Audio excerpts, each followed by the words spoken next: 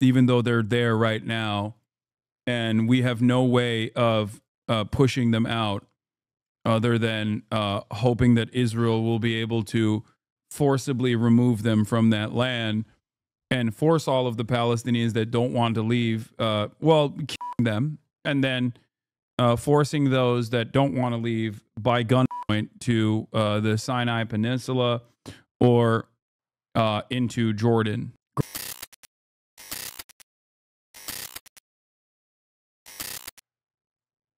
And some sun with us today, so it's good to see you again. We've had some quick discussions just now, and we're going to have some longer discussions. Here's the other side of the story. What? Mossad and CIA don't scare you? Hamas can't win law? They're too powerful? I don't understand. Like, if fear of powerful figures and powerful organizations were to stop me from saying the truth, I would have never come out against Israel ever. Okay? This is not about Hamas winning.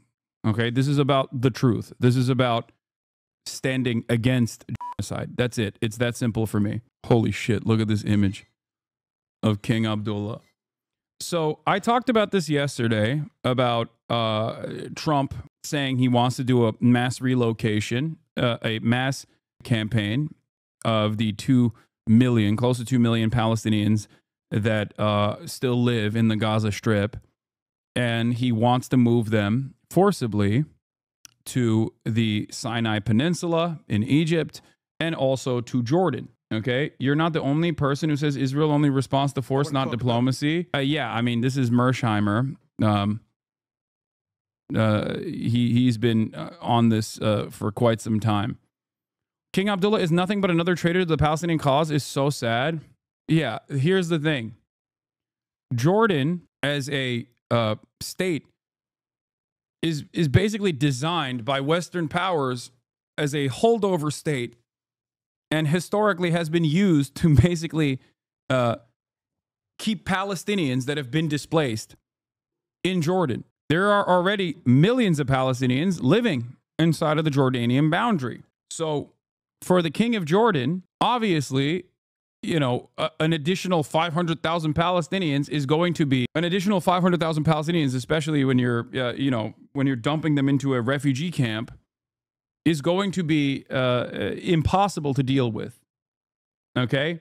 And as I mentioned before, America is claiming that if Jordan and Egypt don't play ball and allow to continue to happen, okay, then they're just going to stop giving aid to Jordan. Except if they did that, then they would destabilize Jordan and Egypt, therefore making Jordan and Egypt no longer be successful vassal states. So this is yet another self-own by Donald Trump. Donald Trump and other people in his orbit don't understand that the aid given to Egypt and the aid given to Jordan is not given to these countries because we're woke and gay and really like brown people, okay? We really love Muslims, and that's why we're giving them aid. We give these countries aid and also additional security contracts so they can remain stable vassal states, okay? So they are not susceptible to revolution and coups, okay? That's it. And I don't think that at least Trump, in the way that he's talking about this stuff, understands that reality. The suspension of U.S. aid to Jordan risks destabilizing an economy where American support constitutes 7% of public revenues and 40% of total foreign aid, totaling $1.45 billion annually, says Milad Azar, market analyst at XTB Mena. That right there is also pennies in comparison to the amount of support that we give to Egypt. This is not done because this is not done simply out of the kindness of our hearts. This is done so that Jordan remains under the control of the kingdom and that they have enough money to keep funding their military, to put down any kind of popular mobilization against the monarchy. Same goes for Egypt. Okay? Finish line to Here is anyway, let's watch this conversation that took place, and I'll give you more details. Discussions after this, and the relationship with Jordan has been very strong, has been with me, and it really has been with the country. But I think I've been closer than other presidents to Jordan and what Jordan represents. And it's an honor to have you and your son. Why would Trump care if Jordan stays stable? I don't know. Do you want a country? From Trump's perspective, okay? If you are a advisor to Donald Trump, who is at least somewhat knowledgeable about Middle Eastern affairs, okay? Do you think that a nation state that is controlled by a Hashemite monarchy that was placed in that position of power by the British government, that is a loyal servant of Western interests, is better in the hands of said Hashemite monarch? Or is it better if the 3 million Palestinians were to actually do a successful coup and then use Jordan as a launching pad for any kind of West Bank military operations that they want to conduct? Now, if you're an advisor to Donald Trump, you look at that situation and go, Mr. President, please don't say this, because then this will lead to like significant political turmoil in Jordan. It will destabilize Jordan in its entirety. And then you will lose a stronghold that has been a reliable ally in the Israeli defense against other regional actors. You guys forget, Jordan is a part of the security cooperation in the region. When Iran was sending missiles into Israel, the Jordanian Air Force was intercepting those missiles. Okay? The same goes for Egypt as well. This already happened in Egypt once, where the Muslim Brotherhood took over Egypt.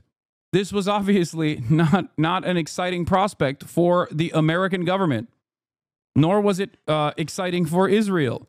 It was terrifying. Okay? Sources to Al Arabiya say the Egyptian President Abdel Fattah el-Sisi's visit to Washington is postponed until further notice. Cairo is angry at the statements of Israel and America and sent a clear message to Washington. Egypt has 2 plans to rebuild Gaza without displacing its residents.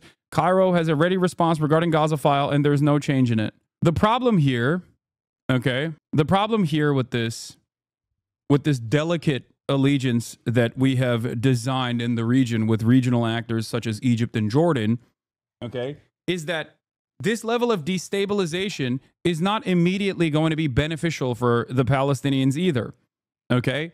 And this also will give Israel the opportunity to further invade Jordan and Egypt if necessary. Now, the problem is Israel can't do it on its own. There's no way that Israel would be able to launch a 7-front war, okay, and go into Egypt and also go into Jordan at the same time and take over additional land from both of these countries. That might be a part of their greater Israel agenda, but they don't have the resources to do that. So who would have to do that for Israel? Think about it. Who would have to do that for Israel? We would. Our military. Okay? Our military. Yes. Genuine question. Why spend money and give aid to Jordan, who takes in displaced Palestinians, rather than finally coming up with a 2-state solution? What do you mean? You're talking about the last century of deal making. It's too late to change that. Something that a lot, like, I use this example with the Saudi state, right? With the Saudi kingdom. MBS personally does not care about the plight of the Palestinians. He actually finds them in private to be a nuisance. He's openly revealed that position time and time again. He just wants to do sports washing. He wants the Saudi sovereign wealth fund to keep purchasing Western assets. He wants to openly normalize relations with Israel. But why does MBS create a red line when he consistently talks about like Israel doing full-blown ethnic cleansing? Why does MBS openly state that they want a 67 boundary return to a 2-state solution? Okay? Why does he want that? Because even Saudi Arabia understands that the Saudi public's demands are directly at odds with MBS's own personal interest. Okay? It does not matter what MBS personally thinks of the Palestinians. What matters is what the broader population in every Gulf state and what they think.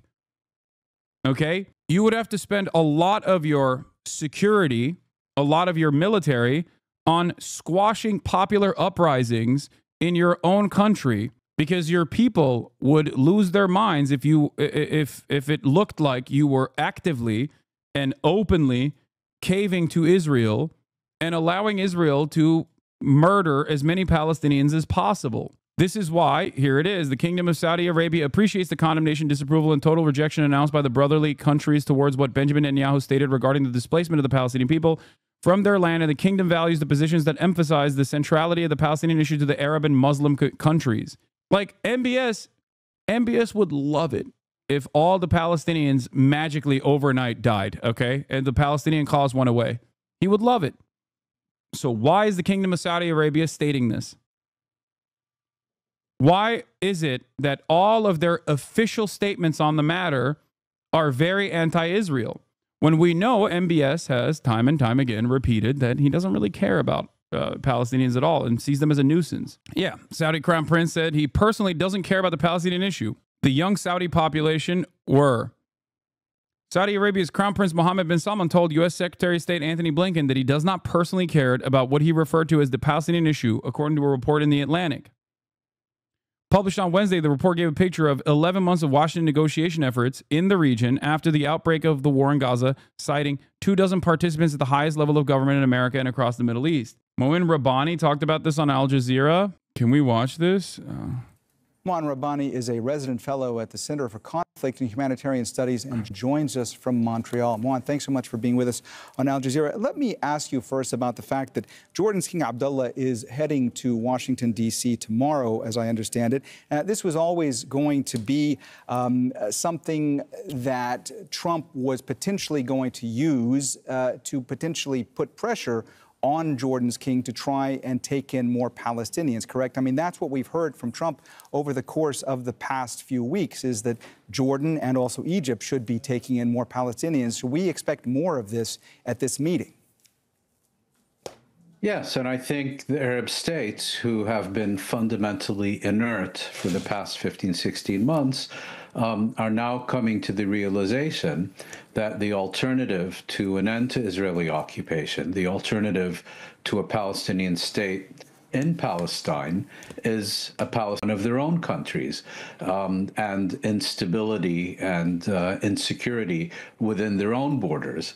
And I think it's on this basis that you're now seeing this much more concerted Arab response and Arab rejection of policy proposals emanating from the U.S. and Israel. That's clearly why the Jordanian monarch is in Washington. That's also why Egyptian leaders are heading to Washington. It explains the unprecedented campaign in the Saudi media. And basically, I think what Trump and Netanyahu have done in the past 2 days is administer the coup de grace to the prospects of further expanding what they call the Abraham Accords. I mean, to say, yes, there should be a Palestinian state in Saudi Arabia, or Jordan is the Palestinian homeland, and all the rest of it is clearly not going to fly. I mean, let's not forget, these are the most pro-Western Arab regimes in the Middle East. They are very loyal allies of Washington, but not to the point of committing political suicide and signing their own death warrants. That's the only thing. That is the only real thing. You're wrong. MBS and his country support Jordan and their values. Brain dead comment. Why would Jordan become unstable? Brain dead comment. It has its own fighting force. Be for real, brother. Jordan can defend itself. Hasan, be for real, brother. The Jordanian king has been through multiple wars and will now be accepting. There will be a 3-minute ad break for those who haven't subscribed. What the hell? I don't even run ads any longer, chatter. Goddamn. Even if I did, that would still be a 2-parter, which was rendered illegal. You're a year late. Is this dynamic similar in Turkey? Yes, it is. Yes.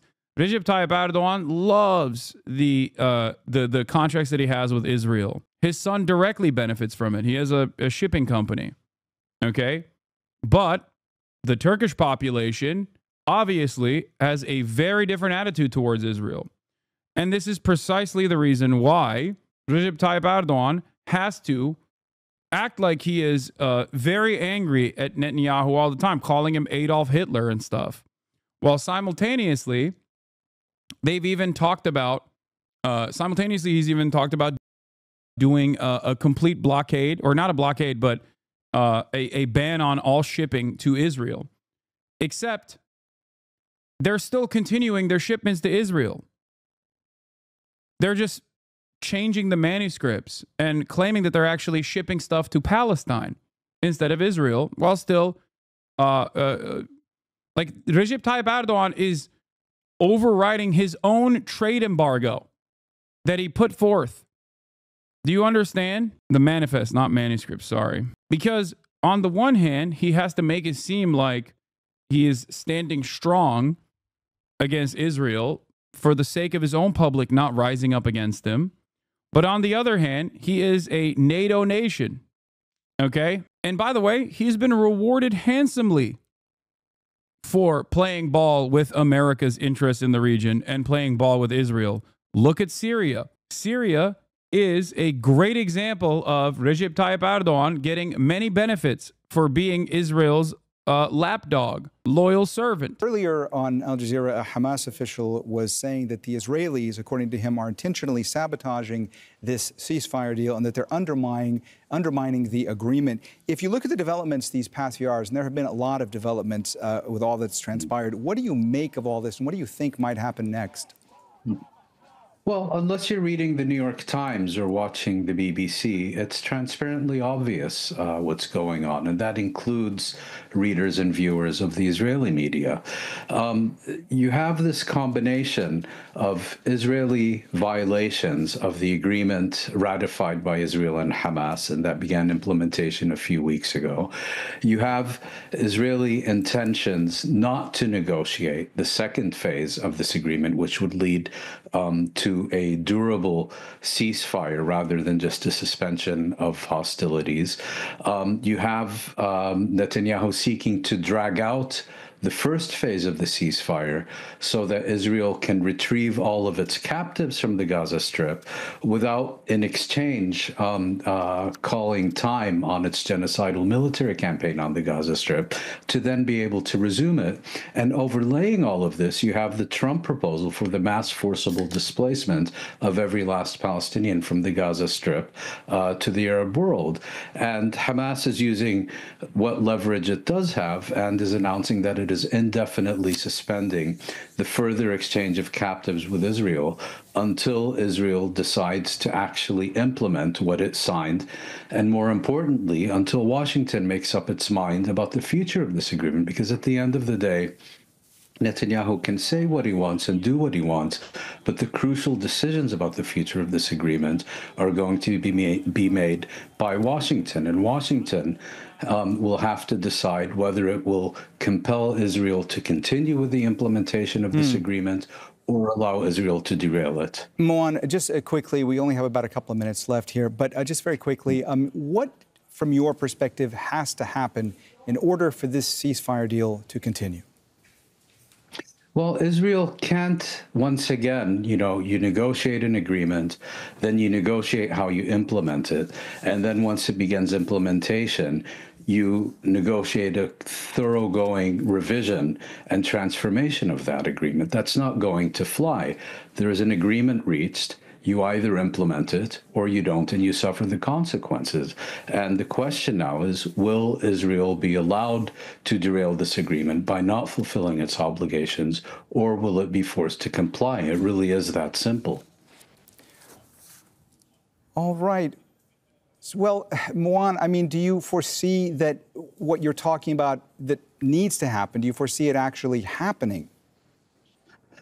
You're asking me a very difficult question, because with this crew in the White House now, and particularly with President Trump, I mean, trying to understand his political agenda is a little bit like trying to We'll get the Trump and Elon at the White House in a second after this is over. Conduct a political analysis of yogurt. It's entirely unclear. You know, on the one hand, he forced Israel to accept this agreement and now is making a proposal that makes it thoroughly irrelevant. Is he just throwing up trial balloons and seeing, you know, which spaghetti strand sticks to which wall? Mohan. Is he being... Yeah. I'm sorry to interrupt, but we have run out of time, so we're going to have to leave the conversation. Yeah. All right. Give me the link. Give me the link for the Elon talks. With us today, and if you'd like to say a few words, and thank you very much. Mr. President, thank you very much for having us in so short after your inauguration. I think just as a testament to what you said is a special relationship between our two countries and the personal relationship of friendship and trust between the two of us. Mr. President, I truly believe that with all the challenges that we have in the Middle East, that I finally see somebody that can take us across the finish line to bring stability, peace, and prosperity to all of us in the region. And it is, I think, our collective responsibility in the Middle East to continue to work with you, to support you, to achieve those lofty goals. So I'm very delighted to be here. And as you said, sir, we've got some very interesting... Very good. Thank you very much. Mr. President, many people in the region, especially Jordan, are worried about the annexation of the West Bank. Will you give His Majesty the King guarantee that you won't allow Israel to annex the West Bank? And how are you going to... I think that's going to work out very well. That's not really what we're talking about today. I think that's something that's going to work out automatically, and it's in good shape. And we discuss it, and other people have discussed it with us and with me. That's going to work out. West Bank is going to work out very well. Mr. President, why should the king take in the Palestinian people? He's made clear he doesn't want to. Well, I don't know, but he may have just something to say because we discussed just briefly. I think maybe you want to say it now, or? Well, Mr. President, I think we have to keep in mind that there is a plan from Egypt and the Arab countries. We're being invited by Mohammed bin Salman to discussions in Riyadh. I think the point is how do we make this work in a way that is good for everybody? Right. Obviously, we have to look at the best interests of the United States, of the people in the region, especially to my people of Jordan. And we're going to have some interesting discussions today. I think one of the things that we can do right away is take 2,000 children that are either cancer children or in a very ill state to Jordan as quickly as possible, and then wait for, I think, the Egyptians to present their plan on how we can work with the president to work on the Gaza challenges. So I want to tell you, excuse me, wait, just please. I didn't know that, what you just said, 2,000 children with cancer or other problems, and that's really a beautiful gesture. That's really good, and we appreciate it. And we'll be working on the rest with Egypt. I think you're going to see some great progress. I think with Jordan, you're going to see some great progress. Three of us, and we'll have some others helping, and we're going to have some others at a very high level helping, and the whole thing will come. It's not a complex thing to do. And with the United States being in control of that. The Egyptian Foreign Ministry has dropped a statement as well. Egyptian Foreign Ministry has shared a statement saying it will propose a comprehensive plan for Gaza's reconstruction to ensure Palestinians can remain on their land. It stresses that any resolution to the conflict must uphold regional peace and Israel's occupation and implement a two-state solution. It added that Egypt would work with U.S. President Trump to achieve a just settlement for Palestinians. Egypt is not playing ball to the same degree as King Abdullah is. In his statement, King Abdullah is rewriting history. He never said this to Trump in front of the cameras. He kept talking about a summit with MBS in Egypt and said, I reiterated Jordan's steadfast position against the displacement of Palestinians in the Gaza and West Bank. Yeah, he didn't. And what he did instead was say, oh, yeah, we'll take 2 million children. I mean, not 2 million children, 2,000 children to basically get Trump to shut the fuck up. Okay, that's it. Sorry, I said 2 million accidentally. Yeah, it's just basically to say like, yeah, we'll do something. It's the same thing that like Claudia Sheinbaum did, or the same thing that Justin Trudeau did when they were like, oh, we're gonna move more people to the border. Okay, this is unified Arab. This is the unified Arab position. Rebuilding Gaza without displacing the Palestinians and addressing the dire humanitarian situation should be priority for all. Anyway.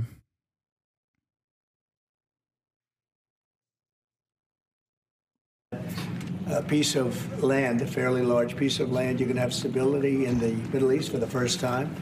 And the Palestinians, or the people that live now in Gaza, will be living beautifully in another location. They're going to be living safely. They're not going to be killed, murdered, and having to leave every 10 years, because I've been watching this for so many years. It's nothing but true. Everyone's being killed. They're being robbed. It's like living in hell. And they're going to end up having a great home, great families that don't have to get mugged and killed and beaten up and harassed by Hamas and everybody else. And I know we'll be able to work something. And what you just said about the 2000 is fantastic. It's so beautiful. It's music to my ears. But we're going to be able to work something, and I know we'll be able to work something also with I believe, not 100%, but 99%. We're going to work out something with Egypt.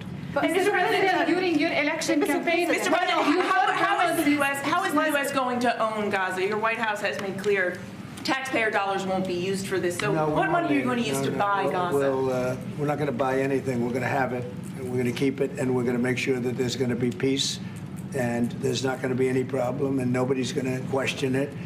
And we're going to run it very properly, and eventually we'll have economic development at a very large scale, maybe the largest scale on that site. And we'll have lots of good things built there, including hotels and office buildings and housing and other things. And we'll make that site into what it should be. Yeah, it's just the Palestinians won't be able to live on it, even though they're there right now. And we have no way of pushing them out other than hoping that Israel will be able to forcibly remove them from that land and force all of the Palestinians that don't want to leave, killing them, and then forcing those that don't want to leave by gunpoint to the Sinai Peninsula or into Jordan. Great stuff overall. Now, it's interesting because this is not a new concept, okay? This is not a new concept at all. This is actually virtually identical to Hitler's Lebensraum strategy and the Madagascar deportation, the Madagascar plan that he wanted to initially implement, taking all the Jews and sending them to Madagascar. It is identical, a one-to-one copy, and many people in Israel are totally on board with the idea. I wonder why. Here's one of the conceptualizations that they've put forward, okay, that Nathan Robinson also correctly called out. This is the exact same plan that the Nazis had to send the Jews to Madagascar. An intriguing suggestion has been proposed with the problem of relocating Gaza Arab Palestinians. South of the Arabian Peninsula is an island called Socotra. It is the sufficient size and has almost no inhabitants. The location is far from the Jews that the Palestinians despise so much and closer to the Arab brethren, with a water buffer zone to keep them at bay, literally, as the other Arabs prefer. It is also a beautiful paradise with even more beachfront property than Gaza. 25,000 likes.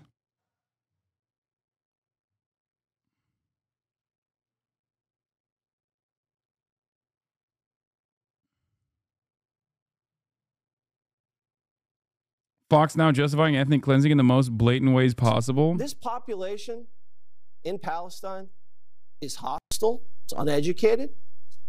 Literally wrong. The Palestinian population is more educated than the Israeli population on average. This is incorrect. The Palestinian population has a higher educational retainment per capita, a higher rate of college-educated people than the Israeli population has. It's just a lie, a racist lie.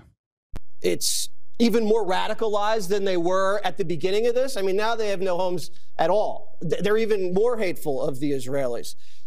And their birth rate is explosive.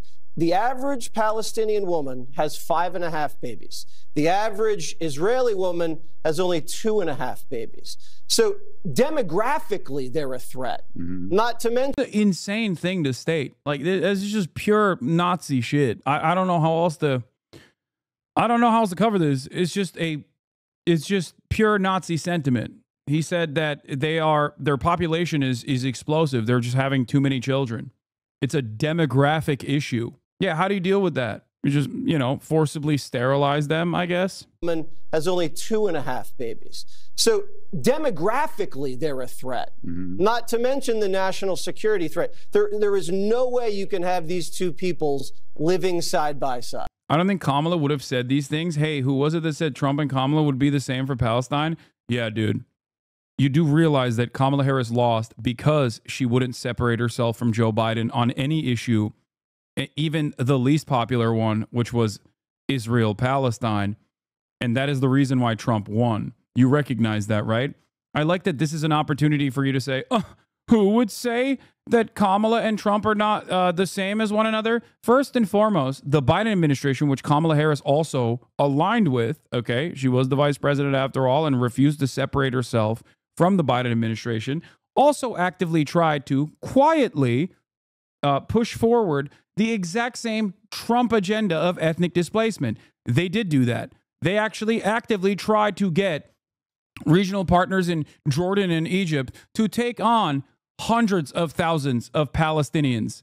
Okay? They tried to do that just because they were masquerading in like better propaganda, making it seem as though they were trying their very best to do something that's very different than Donald Trump. Doesn't change that reality. Having said that, I didn't say Kamala Harris and Donald Trump would be the same on Israel anyway. I have long maintained the position that American foreign policy is uniparty and the Republicans only make it more right-wing.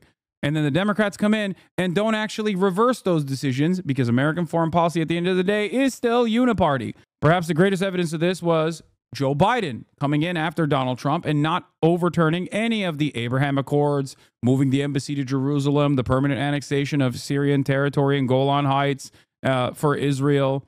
And then who could forget the past 16 months of genocide that came directly because Biden did not offer Palestinians an exit ramp or any sort of recognition whatsoever in the 3 years that he was president. And on the 4th, obviously, October 7 happened. The only difference in this process is the aesthetics. The Democrats act as though they have some semblance of, some veneer of caring about the international rule-based order. That's it. That's it. The optics are different. They try to do their very best to present a falsehood. The rhetoric is different.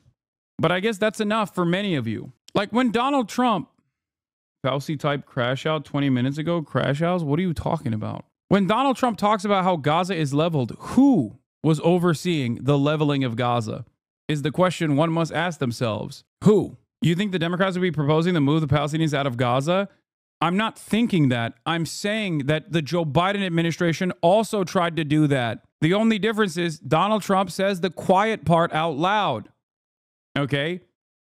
What are you talking about? The Associated Press reported on it. Also, even without the Associated Press reporting on that dealing from the Biden administration, how did the bombs get there? Who bombed Gaza? Why is Gaza completely leveled? I'm so confused. Like, are we actually trying to do harm reduction arguments between what the most effective ways of doing genocide is? Is it better to just like do mass forcible ethnic displacement? But we would not be in a position where everyone is fearing that Trump is literally going to ethnic cleanse Palestine. Okay. Chatter, I'm going to try to explain something to you. Under the Biden leadership, the ethnic cleansing campaign had already started. Okay? And the Biden administration kept giving more and more weapons and never actually stopping the Israeli government in their ethnic cleansing campaign. They also purposefully looked the other way when there were numerous State Department-controlled agencies that reported what the NGOs and humanitarian organizations were reporting from the ground in terms of Israel violating international rights, engaging in a litany of war crimes, actively doing a genocide. They looked the other way. They buried the information that was presented to them so they could continue Israel's genocidal campaign. Okay? The notion that there is a significant difference here is idiotic. Saying which type of ethnic cleansing is better. That's what you're being forced to choose. Okay? Is it better when we destroy all of the buildings and kill people and, have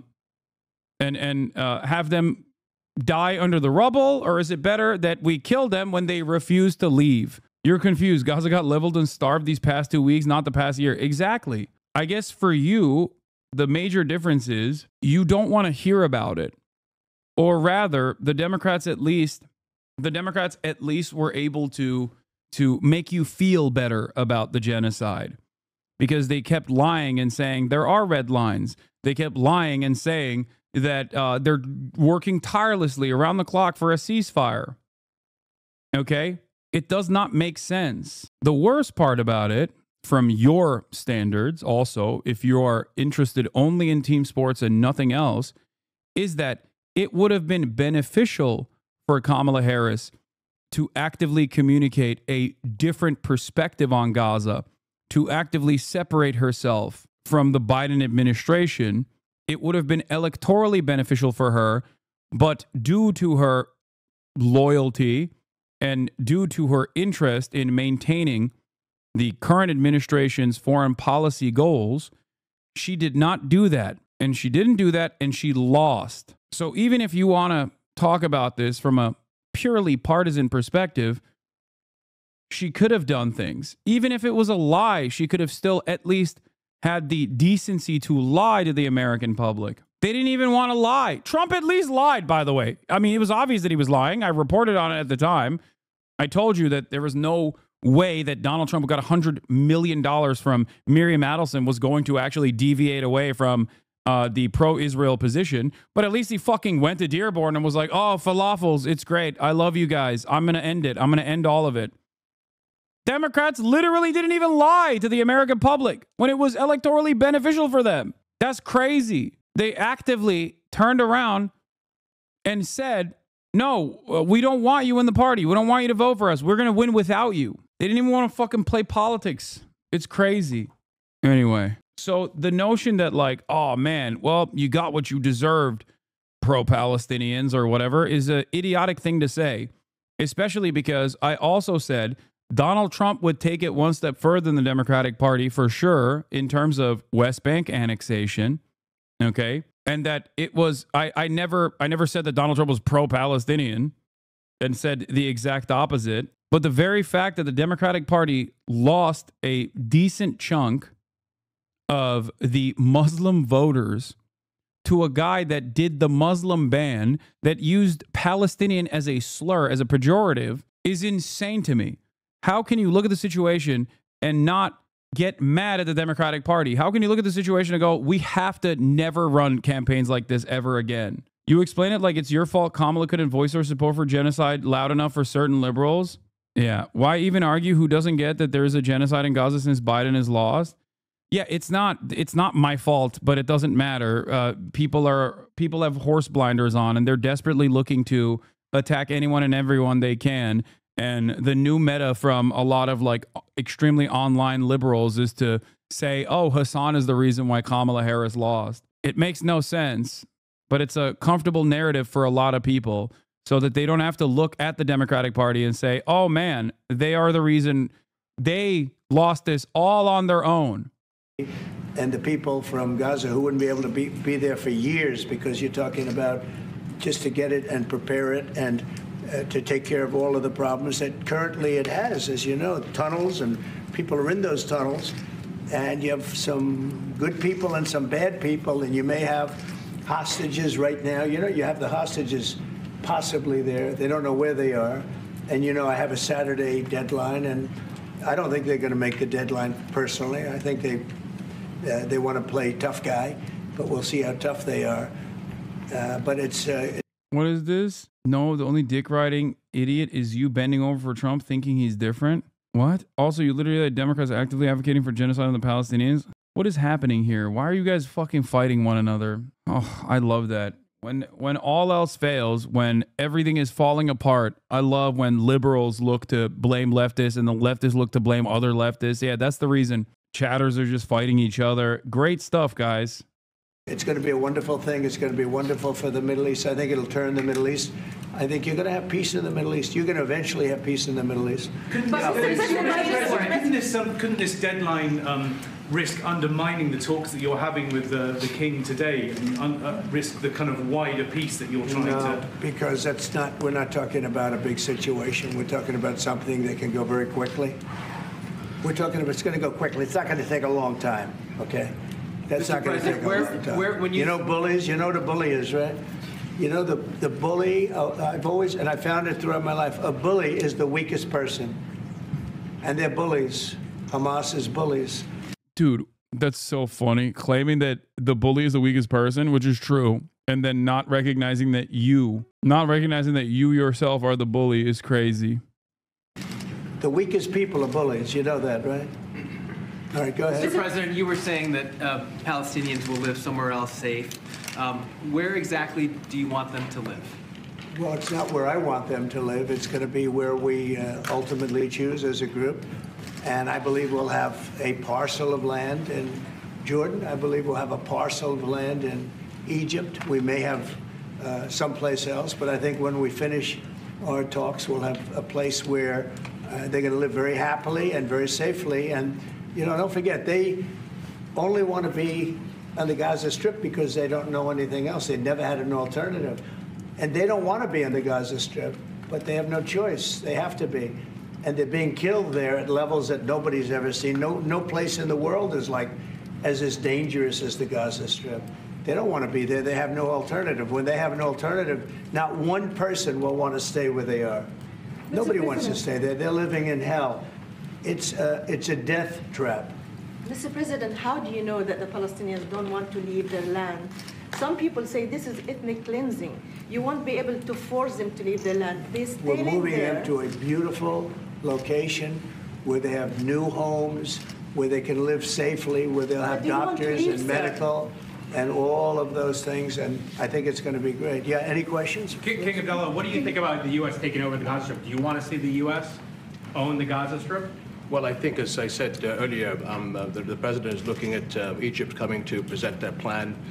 As I said, we will be in Saudi Arabia to discuss how we can work with the president and with the United States. So I think let's wait until the Egyptians can come and present it to the president and not get ahead of ourselves. And is there a parcel of land in Jordan that you're willing to have Palestinians? Well, I think what we said, I have to look at the best interests of my country. I think the president is very happy that we do this thing with 2,000 children as quickly as possible. And again, I believe that to getting a group of us Arabs here to discuss the overall plan. And last question, the 2,000 children, are those from the Gaza Strip? Absolutely, from the Gaza Strip. Are you willing to change your mind, Mr. That's President? from the Gaza Strip, the 2,000. Are you willing to change your mind if you hear the Egyptian and the Arab plan end of the month? If they present you something different, are you open to I think another plan? we sort of have gone down the line. We know pretty much what is going to be presented. And I think it's going to be something that's going to be magnificent for the Palestinians. They're going to be in love with it. I did very well with real estate. I can tell you about real estate. They're going to be in love with it. But Mr. President, doesn't concern you that moving 2 million people from there? It's a very small number of people. Stop giving a shit. Thank you for the 50 gifted subs. Sorry, I didn't notice it. Relative to other things that have taken place over the decades and centuries. It's a very small number of people. And they're living a terrible life. Look at the way they're living now. Nobody's... Yeah, they're really going to love being ethnically cleansed from their ancestral lands, or what remains of the area that they were initially displaced to. They're going to love that. They're going to personally prefer that. They're going to love that so much. Oh, 2 million people he's talking about. Forcible ethnic displacement. I can't, dude. It is so insane. By the way, you want to know something that's also kind of interesting about this process? This is yet another area where the Democrats are not in unison, collectively saying this is genocide. Part of that is because they would look incredibly hypocritical if they actually chirped about it, considering that they also oversaw the ethnic cleansing of Palestine. under their watchful gaze. But that's why I think it's ridiculous when liberals come in here to try and defend the Democratic Party when they're not even fucking saying anything about Donald Trump. Like, they're not even saying, they're not even doing this. They're not doing the thing that you want them, or that you're claiming that they're doing. Nobody's living like that in the entire world. They're living under buildings that are mostly fallen down and will continue to fall down. Bro, these are such horrible takes. Lamau. Yeah, horrible takes. An accurate assessment of the reality that is in front of your eyes is a horrible take, because you would rather not recognize what is happening and instead imagine an alternative reality. It's always great because, like, these guys have nothing, okay? It's like this take, maybe a statement about how, I'm a terrorism supporter or something like that, which is not even a counterpoint to what I'm saying.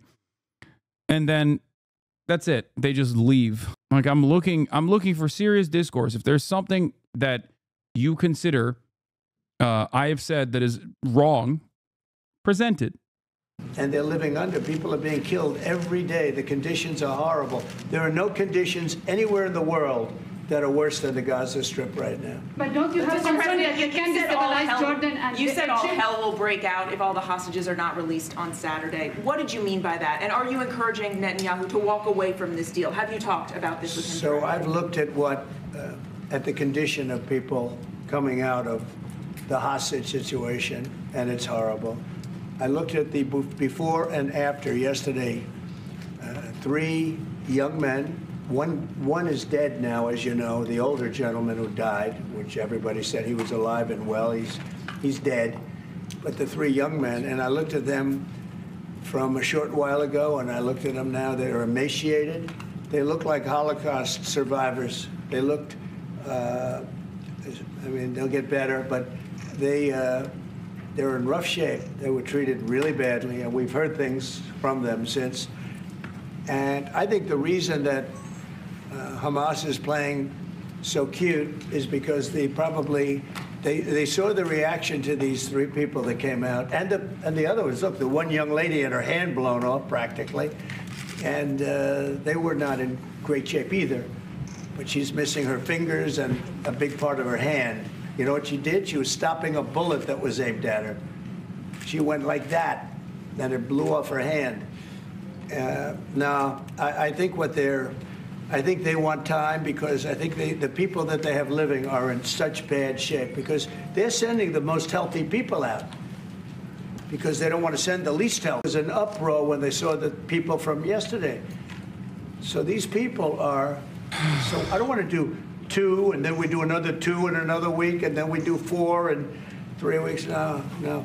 They either have them out by Saturday at 12 o'clock or... What? Looks like you read my message and was like, my head's going to explode. What is the difference between liberal and leftist? I thought it was one and the same. What am I? Liberals inherently want to defend capitalism.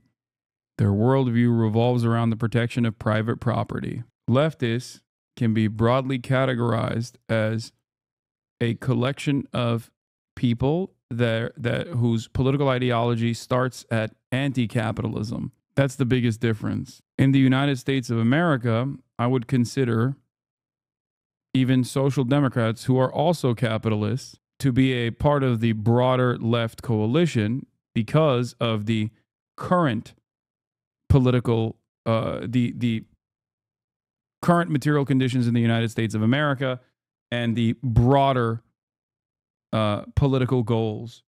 Any kind of socialization initiative or any kind of expansion of the welfare state would still be somewhat leftist. Any kind of pro-labor initiative would still be broadly defined as a leftist position. At least those are my standards for it. And other people will disagree with me and say, no, social democrats are not a part of the left movement. This is, of course, mostly for American politics, which is, unfortunately, one of the most right-wing nations on the planet, at least economically. All bets are off. Mr. President, Mr. President, would you still consider withholding aid to those countries if they don't accept your plans to accept? Well, I don't want to say that because we've had such a good relationship and we're doing so well just in the short time that we've been talking. I mean, the king just made a statement. I didn't ask him to do that, about literally saving 2,000 young children from the Gaza Strip. We didn't know about that. You didn't know about that. Nobody did except for the king and his son. I assume you told your son, right? And I just thought it was great. No, I think we'll do something. I don't have to threaten with money. We contribute a lot of money to Jordan and to Egypt, by the way, a lot, to both. But I don't have to threaten that. I think we're above that. I do believe we're above that. So. Would you consider other countries, not Jordan and Egypt? There was talks about Indonesia, Albania, other places. Yeah, sure. We would. And we have other countries that want to get involved. We have a lot of people that want to get involved. There's a great sense of wanting to help the Palestinians. There's a lot of good countries out there, people that rule those countries with big hearts, and this gentleman is at the top of the list. And if they don't want to leave, how are you going to force them, Mr. President? Oh, they're going to be great. They're going to be very happy. Can you, Your Majesty, should we expect that the Jordanian response would be part of a coordinated Arab response? The response will be from a multitude of countries, Arab, international, I know the European, and again, we'll probably have to look to the help of the United States to make sure that COGAT, which is the clearing agency on the Israeli side. There's really nothing eloquent to say anymore in the face of the most vulgar, unabashed fascism we've seen so far. Even for me, it's tough to find context or historical parallels these days. I mean, the context is obvious. It's Hitler. It feels like there's nothing left to do but scream whatever air we have left in our lungs. I and many others said from the start the deal wouldn't last, but it doesn't stop this from hitting like a truck. Yeah, it's just we're walking through this different stages of early Hitler to late Hitler. I must be racist. I thought the king would have a wild accent. No, he literally is, he's basically British, okay? Makes it as efficient as possible because 2,000 kids, the best way to get to them is by helicopters and get them straight to our institutions. I also believe that quite a few countries would also probably like to take some of those kids and have them treated in their hospitals. So we hope to launch this ASAP. Yes, and that's right. This should have been done by the Biden administration, but, you know, they didn't do anything. They didn't know what the hell they were doing. So this should have been done by the Biden administration. This should have never happened because October 7th would have never happened. If I were president, zero chance of happening. You wouldn't have had that whole mess where the Middle East got blown up, and you wouldn't have had Ukraine and Russia fighting. That would have never happened. And by the way, we're making good progress there, I think. I really think we're making some very good progress. Mr. President, you said before that the U.S. would buy Gaza, and today you just said we're not going to buy Gaza. We're not going to have to buy. We're going to have Gaza. We don't have to buy. There's nothing to buy. We will have Gaza. What does that mean? No reason to buy. There is nothing to buy. It's Gaza. It's a war-torn area. We're going to take it. We're going to hold it. We're going to cherish it. We're going to get it going eventually where a lot of jobs are going to be created for the people in the Middle East. It's going to be for the people in the Middle East, but I think it can be a diamond. It can be an absolute tremendous asset for the Middle East. And you're going to have peace. It's going to bring peace in the Middle East. Gaza, the way it is right now, every 10 years, you're going to have the same thing happening. I've watched it so long, all the death and destruction of Gaza. The civilization's been wiped out in Gaza. No, it's going to be a tremendous thing. It's fronting on the sea. It's going to be a great economic development job. It's going to put people to work, a lot of people to work. And those people are all going to be from the Middle East. And just to follow up with one on that for King Abdullah, can you clarify again, sir, how do you feel about the U.S. taking Gaza, as the president said? Well, again, this is something that we, as Arabs, will be coming to the United States with something that we're going to talk about later to discuss all these options. And Mr. President, take it under what authority? It is sovereign territory. Under the U.S. authority. And Mr. President, would you seek to personally develop property in Gaza after this happens? No, I've had a great career in real estate.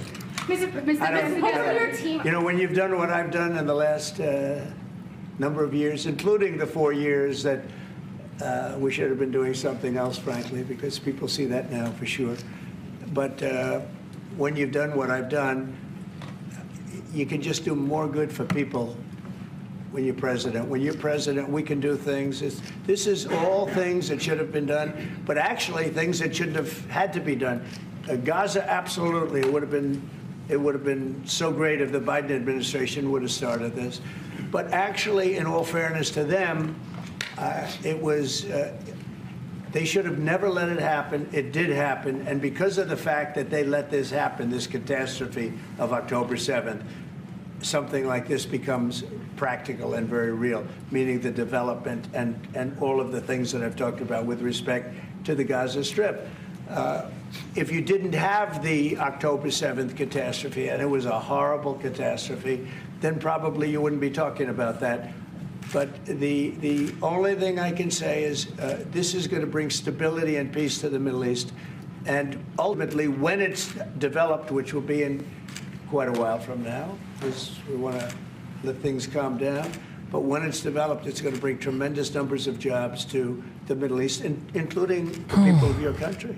Mr. President, what if it does not bring peace to the Middle East? There are many Palestinians, even though you say that everything is going to be beautiful, everything is going to be lovely, they're not going to want to go back. There are going to be people who want to go back and feel like that it is their right to do that. You haven't said, will there be any type of repercussions or anything that happens? We don't think that's going to happen. We think we think people are going to be very happy, thrilled. A lot of those people that you're talking Oh, that's great. No. As long as you keep saying over and over again that people are going to be very happy, then that's great. Okay, got it. Yeah, 2 million Palestinians forcibly removed. What happens when people don't want to leave? What do you do then? Oh, they'll just be happy. They'll leave. Then they ask, how will this process occur without U.S. military presence? He says, oh, Israel will take care of it. talking about are going to end up maybe living there and maybe working there, but it'll be in a different form. We have had tremendous support for this project, and we think the biggest asset of the project is going to bring peace ultimately to the Middle East. All right. Mr. President, one last question. Go ahead, behind you. And you've asked enough. Mr. President, one of your promises on the campaign trail is to bring peace to the Middle East. It was a voter, Arab voters here. The Arab voters in the United States oppose this. What do you say to that? Well, you know, if you look at Michigan, where we have a large Arab population, as you know, I was just telling the king that we won. As you know, I won the Arab population. Now, when I started off, I wasn't leading, and when I finished, a few months later, we started campaigning in Michigan. And when I finished, we won it by a tremendous amount, by 30 points. And my relationship with the Arab population has been fantastic. And I mean, it's just every part of this is delusional. You know what I mean? With the it's just everything he's saying is completely delusional. It's just as delusional to say, oh, the Arab population loves me, as is to say that like the Palestinians will love being forcibly removed at gunpoint from what remains of their ancestral lands, okay? Ceasefire in Gaza hanging by a thread. The King of Jordan came to the White House today for urgent talks with Donald Trump, as the president reiterated his ultimatum to Hamas that they have until noon on Saturday to return the hostages or else. They either have them out by Saturday at 12 o'clock or all bets are off. Was he talking about American retaliation? The president didn't say, but the threat was clearly there and clearly echoed by Israel's prime minister today. If Hamas does not return our hostages by Saturday noon, the ceasefire will end, and the army will return to intense fighting until Hamas is finally defeated. The joint ultimatums came after Hamas last night said it would delay the release of hostages from Gaza this weekend, claiming Israel had broken promises in their ceasefire deal. Yeah, Israel did break the promises in the ceasefire deal. This is trackable stuff. Stuff that Israeli authorities have also agreed to. The Israeli military has said Hamas has not violated the ceasefire conditions. Negotiators that wanted to maintain anonymity, of course, have openly confirmed that Israel was the violator of the ceasefire agreements. Specifically, violating some of the agreements, such as how many aid trucks were to be let into the Gaza Strip, how many mobile homes were to be brought into the Gaza Strip. Israel brought in 0. They were supposed to send in 50 trucks with oil. They've only sent 15 every day. They were supposed to send in 200,000 mobile homes. They've sent in 0. They were supposed to, wait, hold on. I don't want to get the numbers completely wrong here. Where is it? Oh, God, I have the fucking Macklemore video right here. It was 200,000 tents they were supposed to send in. They've only sent in, what, 20,000? I know the number of mobile homes they sent in is 0, but I don't remember what the actual number was for, entry of 50 fuel trucks per day. Fewer than 25 trucks were allowed, representing less than 50% of the agreed quantity. Commercial sector was not allowed to import fuel. The agreed quantity of tents allowed entry was 53,000 out of the 200,000 tents specified. 0 caravans were allowed in, even though 60,000 were needed. No construction materials to rebuild the hospitals were sent in. The entry of heavy machinery for debris removal, street opening, and the retrieval of martyrs' bodies was blocked. 4 machines were allowed in. The enclave needed 500 heavy machines of all types. It's laughable. It's ridiculous. And it's something that the Israeli government has openly admitted to as well. Humanitarian aid wasn't flowing, and Palestinians were being prevented from returning to the north of the Strip. But President Trump wasn't buying it. And you know, I have a Saturday. We are making a mistake. Every time we bring things back to him, he gains relevancy. Relevancy is power. Those who are hungry fear irrelevance. Share this message. Yeah, we are collectively going to ignore the genocidaire president of the United States of America as he's actively talking about the steps that he's going to take to do a permanent ethnic cleansing campaign. Thank you. Deadline, and I don't think they're going to make the deadline personally. I think they want to play tough guy, but we'll see how tough they are. Trump says he wants to bring peace to the Middle East, but his plan to take over Gaza and his threats to Hamas have instead brought chaos to the peace process. But he insists things are on track, and today is hoping to strong-arm the King of Jordan to take some of the nearly 2 million Palestinians he plans to remove from Gaza as part of his real estate makeover. Where I want them to live, it's going to be where we ultimately choose as a group. And I believe we'll have a parcel of land in Jordan. I believe we'll have a parcel of land in Egypt. We may have someplace else, but I think when we finish our talks, we'll have a place where they're going to live very happily and very safely. But the King of Jordan wouldn't commit to Trump's plan, though he hoped to appease the president with one concession. One of the things that we can do right away is take 2,000 children that are either cancer children or in very ill state to Jordan as quickly as possible, and then wait for, I think, the Egyptians to present their plan on how we can work with the president to work on Gaza challenges. Amid the back and forth, politicians on the Hill didn't appear to understand what Trump's threat meant, that all hell would break out if Hamas didn't comply with his demands. What does all hell will break out mean, though? That's a good question. That's a question for President Trump. Is he talking about American boots on the ground, though? That's a question for President Trump. Would you support that? No, I would not. This Republican senator was a very rare politician who dared be critical of the president's latest threats. President Trump's ultimatum on Gaza yesterday to Hamas. Is that helpful? Do you support that? And what does he mean by all hell breaking out? I don't know. I think that's a question that is clearly best directed to President Trump. And his view to take over Gaza. Obviously, the King of Jordan is here today, and to persuade them to take 2 million Palestinians. Dude, the British are not aware of the ways in which concern gets thrown around. Okay, it's like, wow, we found a Republican senator who is very concerned. Yeah, that's cool. Is that a proposition that you think can work? My guess is that it is not going to be welcomed. How? How is it possible for them to do? And so it may be very easy to say somebody else will just take these people. Easier said than done. So I think the response today is going to be very important.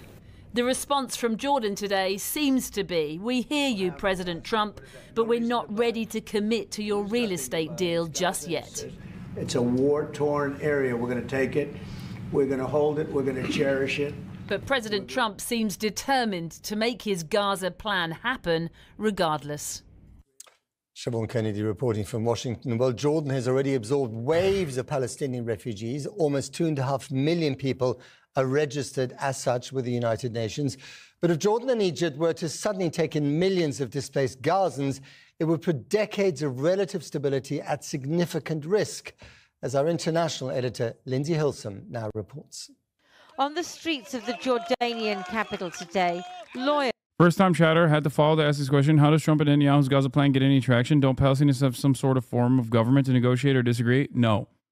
They have been deliberately undermined and written out of this process, which is ironically how October 7 happened to begin with, and that they're not even seen as human beings in the eyes of Donald Trump or Benjamin Netanyahu. They're not even seen as people. They quite literally refer to them as subhuman.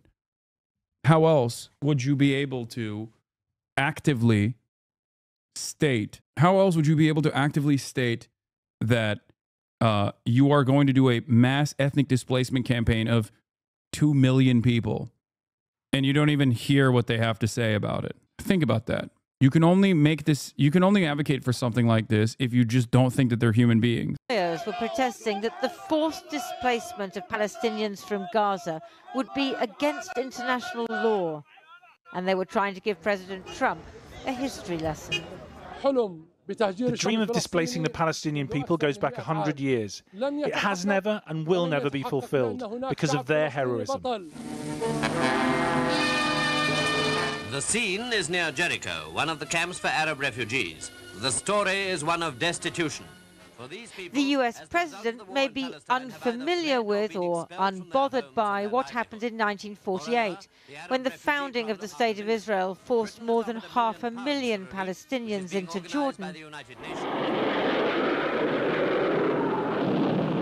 He may not remember the war in 1967, when another 300,000 or so fled to the Hashemite kingdom, so Palestinians became a majority in the country, nor the instability that the exodus caused in Jordan.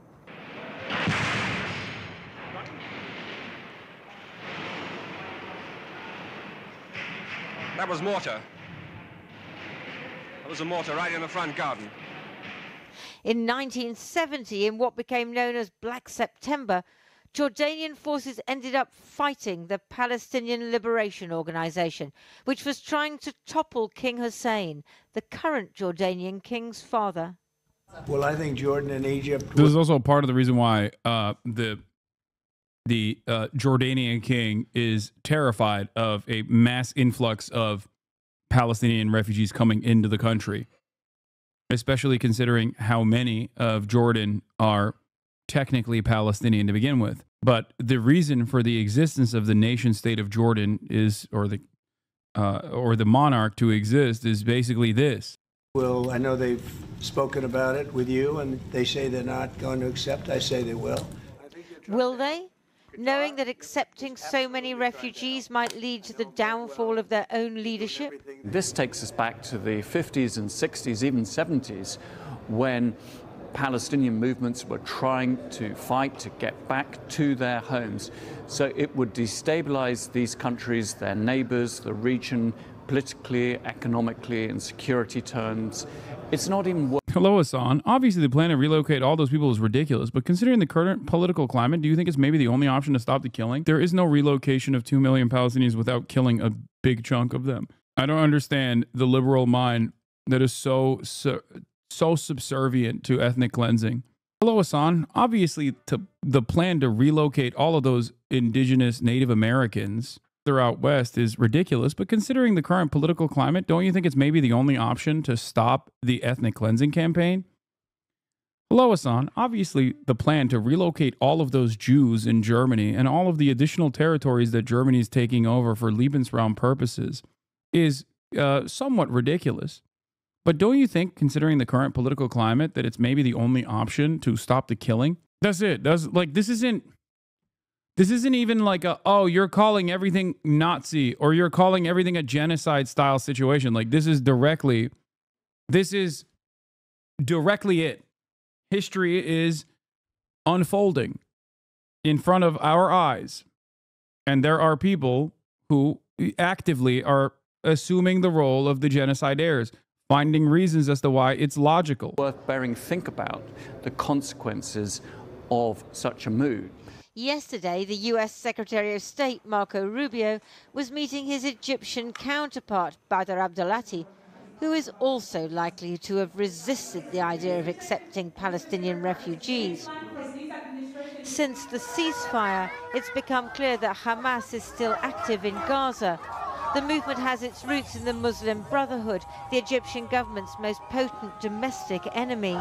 They would surely fear Hamas fighters infiltrating Egypt, quite apart from the fury of their own population about the forced displacement of Palestinians. Across the Arab world, should Gaza be ethnically cleansed, should many more tens of thousands of Palestinians be killed, the anger on the streets and just how much of the world will hold Egypt and Jordan complicit in an ethnic cleansing of Gaza. This is something that they very much fear. President Trump is, of course, right. Gaza is largely uninhabitable. It will take decades and billions of dollars to rebuild. It is unsustainable to expect people to live indefinitely in rubble. Israel and regional powers need to find a solution. But the history of the Middle East is a tale of outside interference and internal strife, where a violent, tragic past is only too often a guide to the future. Lindsay Hilson reporting. Well, Fleur Hassan is an Israeli Foreign Ministry Special Envoy and previously served as Deputy Mayor of Jerusalem. She joins me now from that city. Thanks for coming back on the programme. Let's start with the ceasefire deal, if I may. I mean, from what the President has been saying in Washington, from what your Prime Minister has been saying, it looks as if the deal might be doomed by this Saturday at noon. Yes, it's very concerning because, of course, as you saw last Saturday when the 3 hostages came out looking like Holocaust survivors, you know, at this point, everybody's a humanitarian case. Anybody who's alive is not in good condition. And in fact, there's a lot of, within Israel, there's a lot of debate as to whether we should have had the first phase and the second phase to begin with. Why are we drip releasing? Why are Hamas drip releasing these hostages? And why did we agree to this? It was almost extortion. Right. But this was a deal that was agreed to by all sides. You know, this is a deal that's, you know, that's been complied to so far until now. I mean, Hamas says that Israel is breaking the deal by not allowing enough fuel trucks in. Instead of 50 fuel trucks a day, they've only allowed in 15. Instead of 200,000 tents, they've only allowed 20,000 tents. And one gets the impression that Israel, by doing that, Hamas would say, doesn't actually want the Gaza Strip to be rebuilt in any shape or form. First of all, it's a lie that Israel is not. Why would Hamas stick with the deal? This can become a major blunder for Trump because they're desperate. What do you mean? Like, they have stuck with the deal. Hamas has stuck with the deal. Israel confirmed that Hamas has stuck with the deal. This person is simply talking shit. Not complying with the ceasefire. And now we know that because the UN, who can be very critical of Israel, have said today that it's not true. That in fact... No, they didn't. What? What is she talking about? Israel itself, negotiators on the Israeli side have openly admitted that they are not abiding by the current ceasefire agreements. This is before we even talk about the bombing campaigns and the shooting that Israel is engaged in inside of Gaza, which is a direct violation of hostilities to begin with. Genuine question, why is stopping Hamas from releasing, what is stopping Hamas from releasing all the hostages? Is it leverage? It doesn't seem like Israel even cares anymore, so what's the upside? Yeah, that's literally it. That's always been the case. What are you talking about? What? Yes, of course it's leverage, chatter. A crumb of leverage. All the humanitarian aid that's supposed to go in is going in. And so they're fabricating a crisis like they've done before. Let's be honest. October 6th, we also had a ceasefire with Hamas in 2023. Last year, over a year ago, when we had 100 hostages come out, we also had a deal with Hamas that they broke. So they are the ones who keep. Oh, they're the ones who keep breaking it, not Israel, even though Israel is the one who very actively violates the agreements, including in this one as well. Breaking these ceasefire deals and inventing excuses. I just wondered if I could ask you. Yeah, ask him what Hamas has violated so far. That's what I would like to know. What has Hamas violated in terms of the ceasefire agreement? They literally played ball. First, they released the hostages and there was commotion. Then they released the hostages in an orderly manner on a stage, right? But Israel hated that because the hostages were throwing up peace signs, okay? So they fucking hated that. And they told Hamas never to do that again. So they went back to releasing hostages in the public crowds, okay? And then Israel was like, look at how they're mistreating our hostages when they're releasing them. So they went back to the fucking podium again. There's no correct way to do this in the eyes of Israel, because the problem is the hostages that have been released overall, look to be in much better conditions in spite of the fact that they were under a blockade implemented by Israel, under bombings implemented by Israel, than the Palestinian hostages that have been released from Israeli detention, who were very clearly tortured by the thousands. About the bigger picture, and this is what President Trump raised again in the Oval Office, talking to King Abdullah of Jordan. This idea that 1 million Gazans would be moved, one assumes forcibly, because none of them probably want to go, to Jordan, and 1 million to Egypt. I mean, is that, do you think that's a good idea? Well, why do you assume they wouldn't want to go? Because it's their home. Gaza's their home. No, they would love to go. But if it's unlivable right now, and there's been a lot of unofficial research, first of all, let's look at numbers. 10 years before October 7th, 250,000 Gazans, the ones who could get out, because Hamas would not let them leave. The ones who could get out had a bit of money to get themselves smuggled out, left. Since October 7th, the rich ones who could get out, 100,000 are in Egypt right now. So why don't we do something which nobody actually wants to do, which is ask the Gazans? Maybe they don't want to be cannon fodder for Hamas. But do you think it's a good idea, just, whether they want to leave or not, do you think it's a good idea for 2 million Gazans to be moved to Egypt and Jordan? I think it's a good idea to ask the Gazans what they want. Okay. Do they want to be ruled by terrorists, or do they want a chance at peace and prosperity somewhere else? And if they say we want to stay in Gaza, would Israel listen to them? Should America listen to them? Well, I think that we have to ask them first. From what I understand, many, at least half, would actually leave for a better life. Wouldn't you want a better life for your family than living in rubble and tents now for the next 5 to 10 years? And I mean, we know from Jordanian officials and Egyptian officials that they don't necessarily welcome the idea of having 1 million Palestinian refugees on their home soil because it's destabilized their countries in the past. Do you think that that might repeat itself? Well, it's interesting how you call them refugees, and then at the same time, everybody's talking about having them leave their land. So is it their land, or are they refugees? Well, no, they would be refugees if they went to Jordan. They would be refugees if they arrived in Jordan. They've been called refugees. They've been called refugees by UNRWA since 1949. Yeah, so they're fake. They're not real refugees.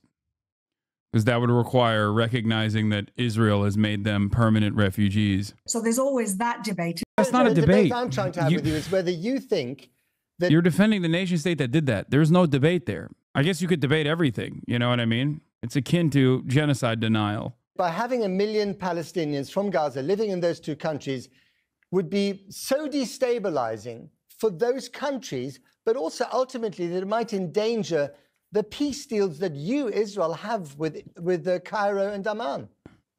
It's a good point, but what I would say is it depends who moves.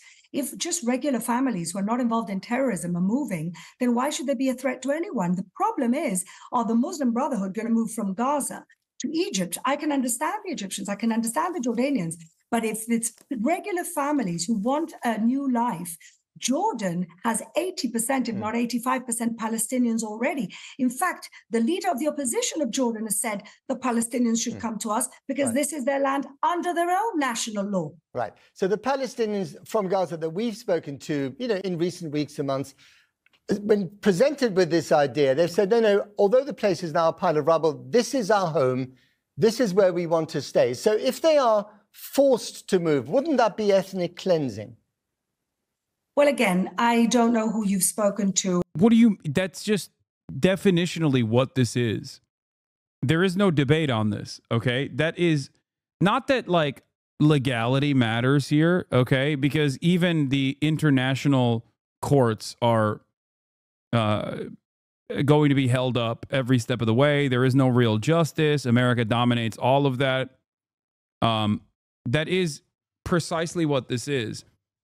And your advocacy for this makes you a Nazi. I don't understand how you can claim anything other than that. That's it. You're actively advocating for the ethnic displacement of a entire group of people that live in their indigenous homeland. I've received many, many messages, many, many videos, many families who want to leave, just as we've seen the... Yeah, they're all hitting her up. The person who works with the Israeli foreign minister. Trend over the last 10 years of people leaving when given the opportunity. And maybe there could be more opportunities in different... The irony, of course, is that, like, yeah, I'm sure there's plenty of people who would want to leave right now, especially considering what Israel has done to them, okay? And yet, there is still a massive number of Palestinians that will want to stay behind. Like, what are you going to do with the massive number of Palestinians out of the 2 million that don't want to leave? How are you going to force them to leave? Different countries, and not just Jordan and Egypt, which I think also President Trump spoke about it. Israel has never said it's going to forcibly remove anyone. We just want to give people a choice. Fleur Hassan-Ahum, thank you very much. She's not trying to give people a choice.